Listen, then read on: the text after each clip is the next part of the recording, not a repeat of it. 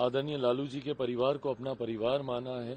मैंने हमेशा तेजस्वी हूँ, तेज हूँ, मीसा दी हूँ, रोहिणी जी हूँ, सबको मैंने अपने भाई बहन ही माना। ऐसे में बस मैं सिर्फ इतनी प्रार्थना करता हूँ कि जल्द से जल्द ये पारिवारिक विवाद सुलझे।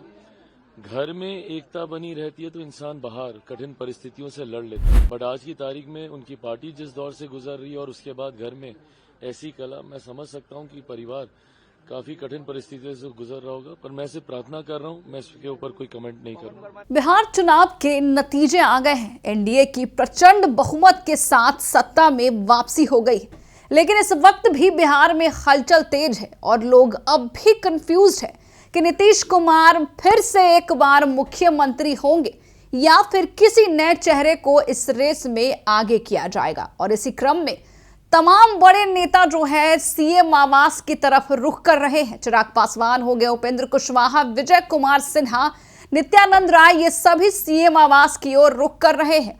और कहा जा रहा है, सूत्रों के हवाले से ये खबर आ रही है कि इस बार जो है मुख्यमंत्री चेहरे को लेकर मंथन फिर से शुरू हो गई है।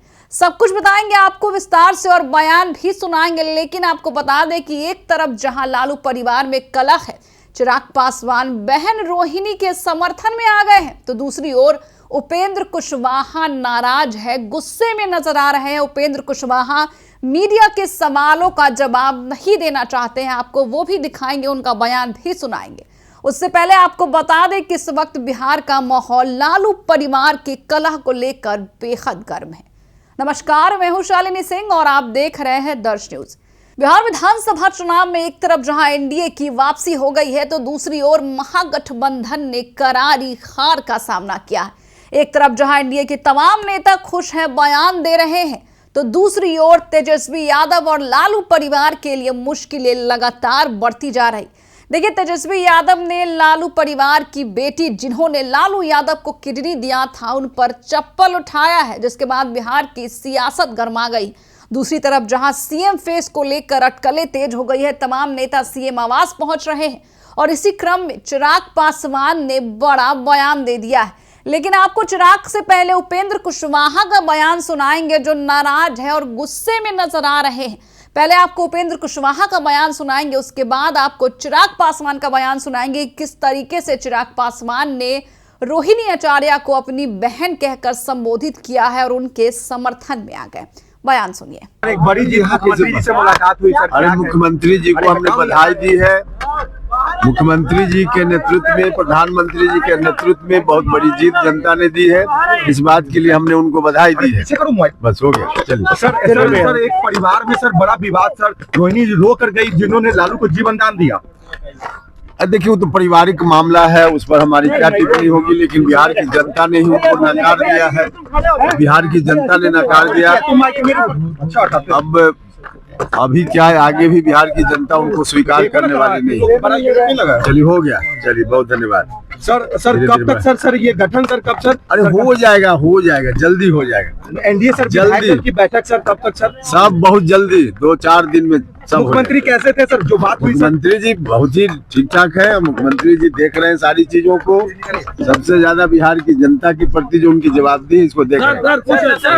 सर आधे लोग का हुआ सर। अरे इसमें आप क्या करते हैं? 1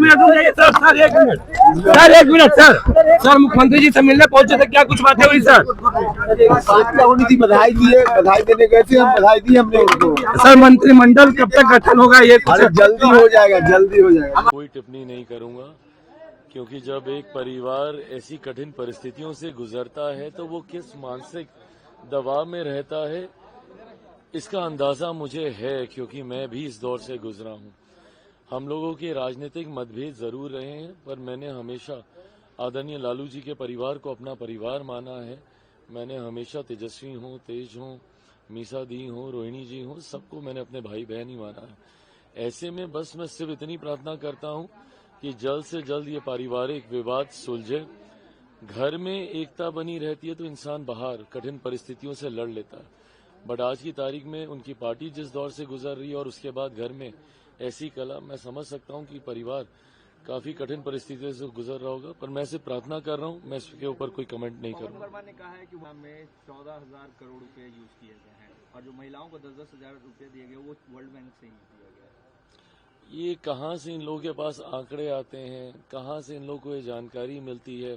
भाई बिहार के पास एक अपना राजस्व है, ज़रूर हम लोग राजस्व बढ़ाने की प्रक्रिया में हम लोग हैं कि किस तरीके से और ज़्यादा रेवेन्यू जनरेशन हो।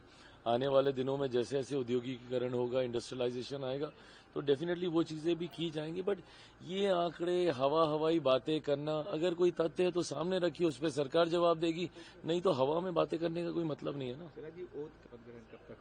बहुत जल्द हो जाएगा, मुझे लगता है आज से कल तक बातें चल रही हैं एंड आई थिंक सरकार की रूपरेखा कैसी होगी उसके ऊपर सेंस ऑफ क्लैरिटी आ जाएगा। आज देर रात तक संभवतः मेरी भी कुछ केंद्रीय वरिष्ठ नेताओं से मुलाकात बातचीत होगी और मुझे लगता है कि आज कल तक रूपरेखा तैयार हो जाएगी। 22 से पहले तो सरकार बनानी है तो हो जाएगा। प्रधानमंत्री मोदी ने कहा है सीटें एनडीए की बिहार में आई है, उतनी सीटें तो कांग्रेस की 5-6 स्टेट्स मिला के। खैर अब ऐसी बातों पे कोई टिप्पणी करने का मतलब नहीं है। जनादेश सबके सामने है, सबको पता है कि जनता ने किसको कैसे कितनी मजबूती से चुना और किनको कैसे नकारने का काम। तो सुना आपने, एक तरफ जहां उपेंद्र कुशवाहा नाराज लग रहे हैं, मीडिया के सवालों का जवाब नहीं देना चाहते हैं, झल्लाते हुए नजर आए हैं, तो दूसरी ओर चिराग पासवान ने रोहिणी आचार्य को बहन कहकर संबोधित किया है, उनके समर्थन में आ गए। बहरहाल इस खबर में इतना ही। बने रहे हमारे साथ और देखते रहे दर्श न्यूज।